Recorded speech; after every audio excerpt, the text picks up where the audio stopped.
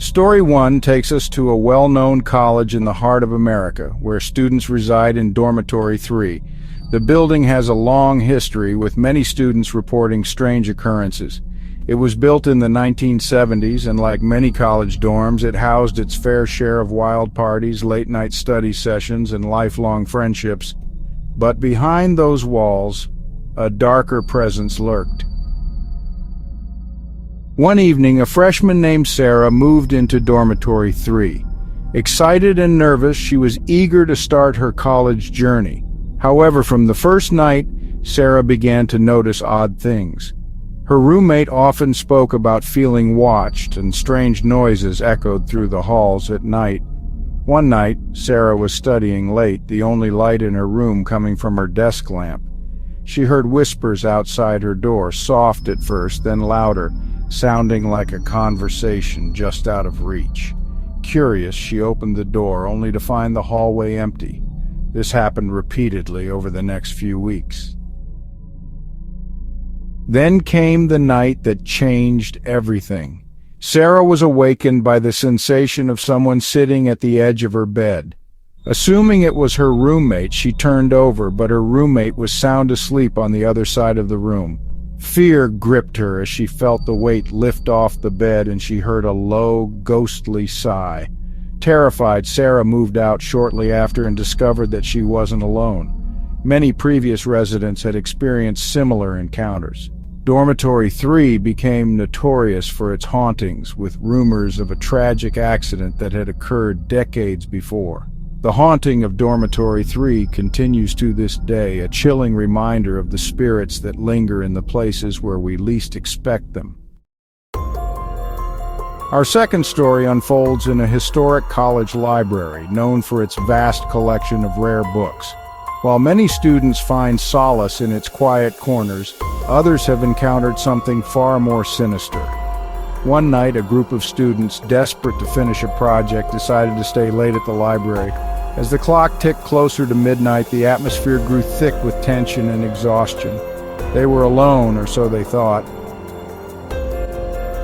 Suddenly, one of the students, Mark, noticed a book that seemed out of place on the shelf. It was an ancient tome, dusty and bound in cracked leather. Intrigued, he pulled it from the shelf, but as he did, he felt a cold breeze sweep through the room.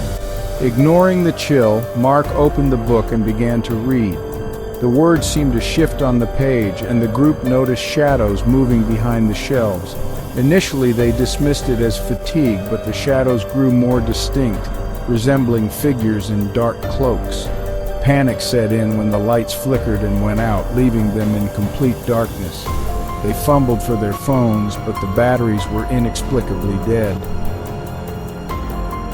Then they heard it, a low whisper echoing through the library, calling for help. The students rushed to the exit, but the doors wouldn't budge. Desperate, they frantically tried to force them open. Just when they thought they were trapped forever, the lights flickered back on, and the doors swung open. They escaped, shaken but relieved. The next day, Mark returned to the library, determined to learn more about the book. He discovered that it was rumored to be cursed, linked to the disappearance of a student many years ago. To this day, students avoid that section of the library, fearing the dark secret it holds. Story 3 takes us to a large university campus, known for its sprawling grounds and vibrant student life. However, lurking in the shadows is a presence that has terrified many. A sophomore named Jessica often walked home late after study sessions. One night, as she walked along a dimly lit path, she felt as if someone was following her. She quickened her pace, glancing back to see a shadowy figure trailing her. Panicking, she took a shortcut through an alley, hoping to lose whoever was behind her. As she rounded a corner, she stumbled upon an old abandoned building. With nowhere else to go, she ducked inside. The interior was dark and dusty, filled with remnants of the past. As Jessica caught her breath, she heard footsteps approaching. Fear coursed through her veins as she realized the shadow had followed her inside. In a moment of desperation, she hid behind a crumbling wall. The footsteps grew closer. accompanied by a faint whisper that sent chills down her spine. "You shouldn't be here," it said. Just when she thought her heart would stop, the figure stepped into the faint light. It was a woman, dressed in clothing from decades past, her face obscured by a veil. Jessica felt a wave of sadness wash over her, mixed with fear. The woman's gaze locked onto Jessica's, and for a moment time stood still. Then, as quickly as she appeared, the figure vanished, leaving Jessica trembling in the dark. She finally managed to escape and reported the encounter to campus security, but they found nothing. Word of Jessica's experience spread, and many students began sharing similar stories of encounters with the shadowy figure. Some believed it was the spirit of a student who had tragically lost her life on campus years ago, forever wandering the grounds in search of peace. Our final story centers around a fraternity house known for its wild parties and raucous fun. However, one fateful night would change everything for the brothers living there. During a particularly notorious party, one of the pledges, Tom, felt uneasy. He had heard rumors about the house's dark past, a history filled with pranks that had gone horribly wrong.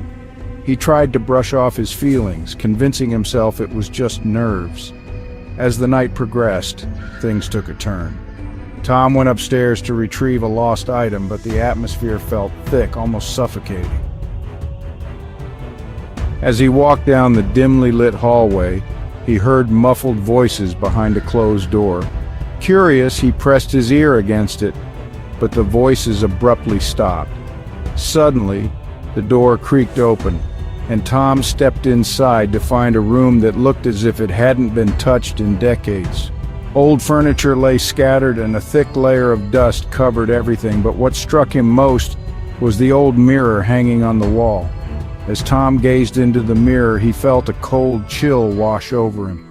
Reflected behind him was a group of people dressed in clothes from another era, laughing and dancing. But when he turned around, the room was empty. Terrified, he stumbled backward, crashing into a table. The laughter faded, replaced by a chilling silence. Just then, the mirror shattered, leaving shards scattered across the floor. Freaked out, Tom rushed downstairs where his friends were still partying. He shared his experience, but they laughed it off as a drunken prank. The next day, however, Tom's unease returned. He learned that the fraternity had a history of tragedies and disappearances, including a pledge who had vanished decades ago. The brothers decided to investigate the room, only to find it sealed off, the mirror replaced with a plain wall. To this day, whispers of Tom's experience circulate through the fraternity, a reminder of the house's haunted past and the spirits that may still linger. Thank you for joining me on this chilling journey through these true college horror stories. Whether it's the haunted halls of Dormitory 3, the dark secrets of the library, the shadow on campus, or the mysterious occurrences in the fraternity house, these tales remind us that sometimes the scariest stories are the ones that happen in our own backyards. If you've experienced something similar or have your own spooky college story, I'd love to hear it. Drop a comment below, and who knows, maybe your story will be featured in a future video. If you enjoyed these tales, don't forget to like, share, and subscribe for more spine-tingling content. Until next time, stay safe, stay curious, and remember, the night is dark and full of terrors.